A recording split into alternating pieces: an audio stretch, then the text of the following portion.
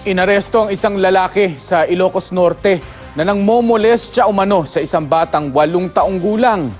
Nakuha na naman ng CCTV ang mga suspect sa pamamaril sa Bangged Abra na ikinasugat ng dalawa. Yan at iba pang balita sa Luzon, hatid ni Lala Roque. Ito ang videong hawak ng Bangged Police sa nangyaring pamamaril nung nakaraang linggo kung saan dalawa ang sugatan. Sakay noon ng tricycle ang magkasintahang John Ragunton at Precious Pineda. Makikitang sinusundan sila ng mga suspect na nakamotorsiklo. Matapos ito, binaril na ang mga biktima. Nanawagan ng pulisya sa publiko na makipag-ugnayan sa kanila kung may impormasyon sa kinaroroonan ng dalawang suspect.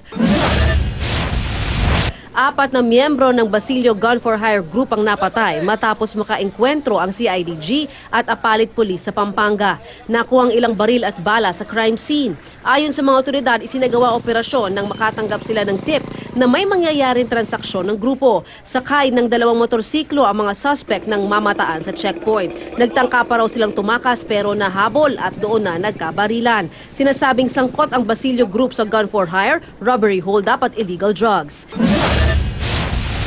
Matitinding tama ng bala naman ang ikinamatay ng isang pulis sa Nabua, Camarines Sur.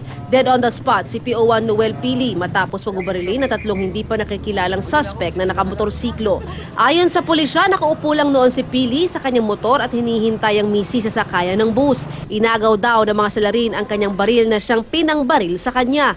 Hindi pa matukoy ang motibo sa pagpaslang, pero mukhang may kinalaman daw ito sa kanyang trabaho. Hindi nagpaunlak ng panayamang misis ng pulis.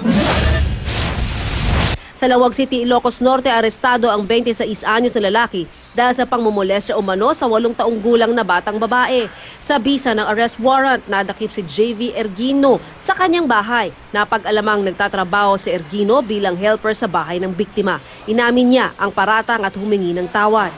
Lala Roque, GMA News.